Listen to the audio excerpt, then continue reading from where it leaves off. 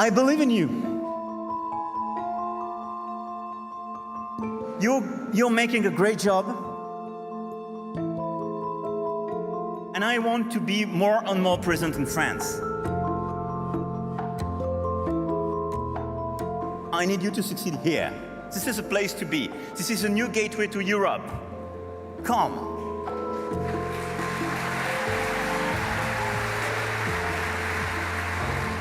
C'est l'histoire d'un jeune président fasciné par les États-Unis.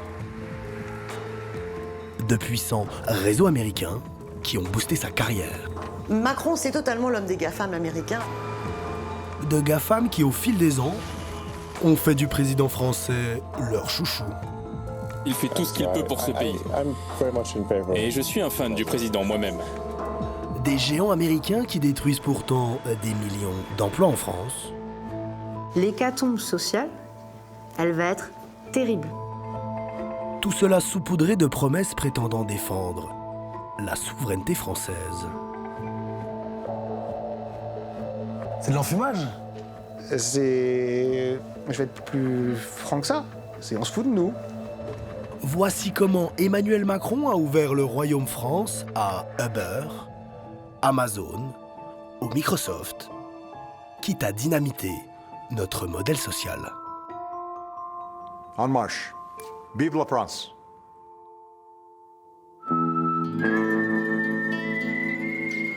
À 25 ans, Emmanuel Macron entre à l'École nationale d'administration à Strasbourg. Au sein de sa promotion, Léopold Sédar Senghor, il est très bien classé. Les portes du ministère de l'économie lui sont grandes ouvertes. En 2004, il entre à Bercy comme inspecteur général des finances. À 27 ans à peine, Emmanuel Macron a du talent, une ambition sans limite, mais encore très peu de réseau dans la capitale. Pour booster sa carrière, il va solliciter des anciens de l'inspection générale des finances. À ce moment-là, Emmanuel Macron réfléchit à son avenir. Il essaye de savoir comment, maximiser sa position. Il est devenu une petite main importante au sein de l'organisation informelle de l'inspection générale des finances, parce qu'en fait, il a acquis des positions auprès des responsables du corps, et donc il connaît beaucoup de gens, il s'intéresse à la carrière de ses congénères, et donc il se fait un gros relationnel. Et donc à l'époque, il rencontre également beaucoup de gens, des anciens de l'IGF, pour leur demander conseil sur son avenir. Via ces anciens de l'IGF, Emmanuel Macron entend parler d'un puissant lobby américain très bien implanté en Europe depuis les années 70.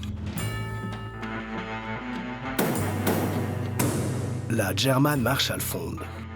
The German Marshall Fund of the United States, strengthening transatlantic cooperation in the spirit of the Marshall Plan. GMF is a living memorial to the Marshall Plan, which saw billions of dollars in aid from America to help rebuild Europe after World War II.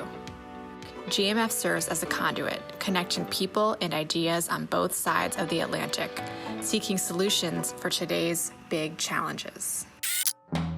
Et pour faire face à ces grands défis d'aujourd'hui, la GMF rassemble souvent à Bruxelles de hautes personnalités venues des États-Unis, comme d'anciens conseillers à la Maison-Blanche, des généraux en poste à l'OTAN, et même d'anciens candidats républicains.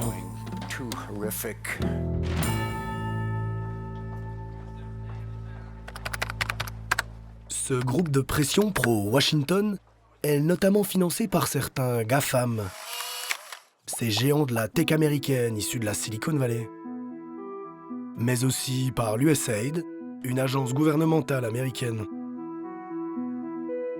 L'ancienne boss de la GMF, Karen Bonfried, a d'ailleurs été longtemps en poste à la CIA. Elle conseille désormais le président Biden pour les affaires européennes. Ce qui intéresse Emmanuel Macron dans ce lobby américain en cette année 2006, c'est qu'il propose à de jeunes élites européennes prometteuses de découvrir l'Amérique. Un programme tout frais payé par la GMF. En 2006, Souhaitant lui aussi intégrer ce programme, Emmanuel Macron téléphone à un ancien inspecteur général des finances devenu banquier d'affaires chez Lazare. Il a lui-même découvert l'Amérique, aux frais de la GMF. Elle m'appelle en me disant « J'aimerais faire ce programme. Je vois que vous l'avez fait, je ne sais plus très bien comment on se parlait à l'époque, probablement tu. Est-ce que tu pourrais me parrainer ?» C'est quoi l'intérêt pour un jeune inspecteur des finances d'intégrer ce genre de programme? Pendant 1 mois, on vous fait découvrir les États-Unis, mais de l'intérieur. On a une semaine d'intégration à Washington, et donc c'était l'occasion de s'ouvrir de manière exceptionnelle à un autre pays, avec des expériences folles. Enfin, je vous ai dit que j'étais allé à Charlotte, à Milwaukee et dans le Nebraska. Je ne suis pas juste allé faire du tourisme à Charlotte, Milwaukee et Nebraska. À Charlotte, j'ai passé 2 jours avec le rédacteur en chef du Charlotte Observer. Je suis allé rencontrer le maire de Charlotte, le patron de la plus grande banque, etc. À Milwaukee, j'ai passé une nuit dans la voiture de police patrouillant sur l'autoroute Milwaukee-Chicago. On a arrêté des gens sur l'autoroute qu'on a amenés en prison. Enfin, je veux dire, c'est pas juste... Et à Lincoln, j'ai fait la moisson, avec des énormes moissonneuses-batteuses pilotées par satellite. Enfin, c'était... Voilà. Donc on découvre une autre culture et on s'ouvre au reste du pays européen. Donc c'est une expérience qui est assez extraordinaire. Ce rêve américain, Emmanuel Macron va le vivre à son tour en 2006. Durant 3 semaines, le jeune inspecteur des finances visitera Seattle, le Wisconsin, et même les installations de la NASA au Texas. De retour en France, ravi de son voyage aux States dans les valises de la GMF, Emmanuel Macron va se lasser de son poste de haut fonctionnaire à Bercy. Désormais, c'est le privé qui le fascine. En 2008, il va se faire recruter par l'une des plus prestigieuses banques d'affaires franco-britanniques, celle de David de Rothschild. En 3 ans, il y fera fortune, près de 3 millions d'euros. C'est donc en tant que banquier d'affaires qu'il commence en 2010 à conseiller François Hollande. Dans ce contexte, il va être approché par un autre lobby américain encore mieux implanté à Paris, la French American Foundation.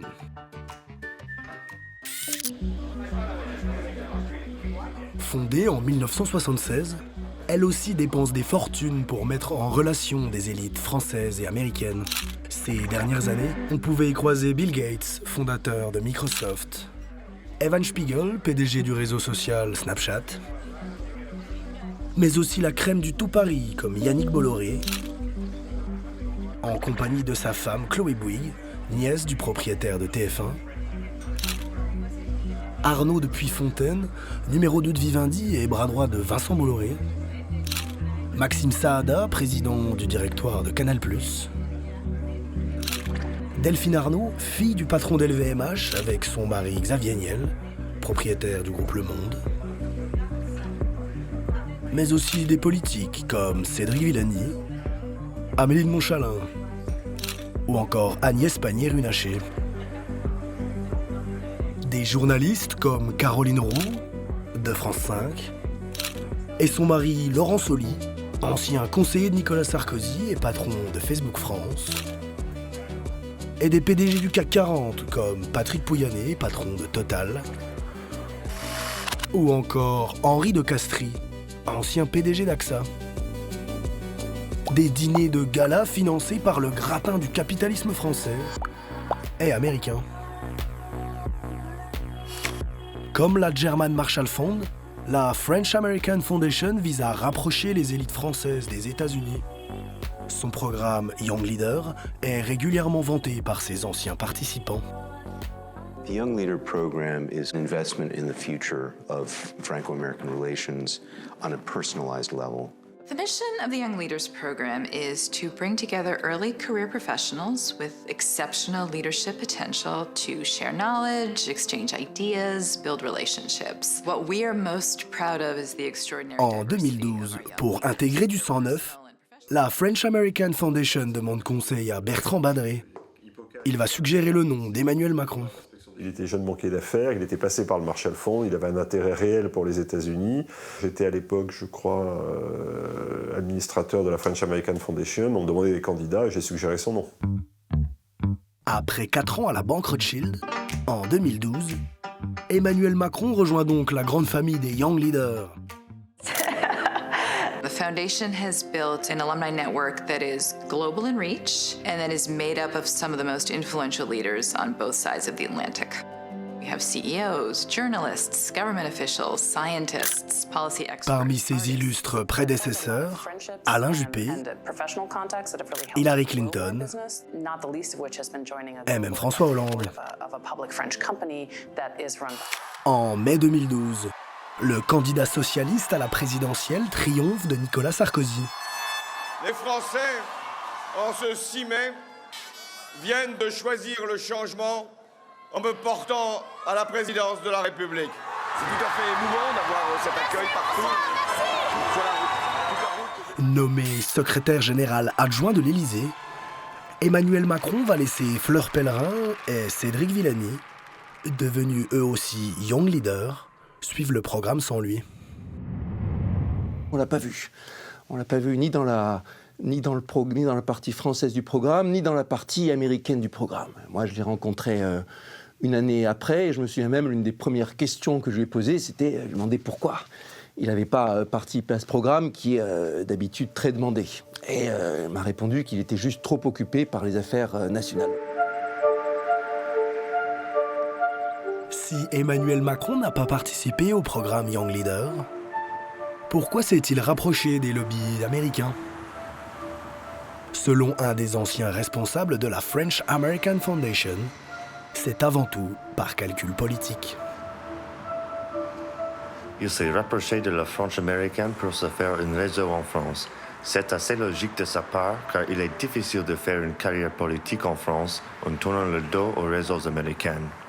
Pour sa communication, il s'est beaucoup inspiré de Barack Obama parce qu'il voulait être cool. Mais en fait, il n'a pas beaucoup sorti du nid, il n'a pas beaucoup voyagé aux États-Unis. D'ailleurs, son anglais est un anglais appris et non parlé. Je ne pense pas qu'il ait un tropisme américain fort chez Emmanuel Macron. C'est avant tout un pur produit de l'élite franco-française. C'est un personnage de Balzac, un Amiénois de Provence qui traînait autour de la montagne Sainte-Geneviève à Paris quand il était étudiant et qu'il voulait réussir. Retrouvez la suite de cette enquête sur notre chaîne YouTube ou directement à la fin de cette vidéo. Off Investigation, c'est des documentaires que les chaînes n'osent plus produire.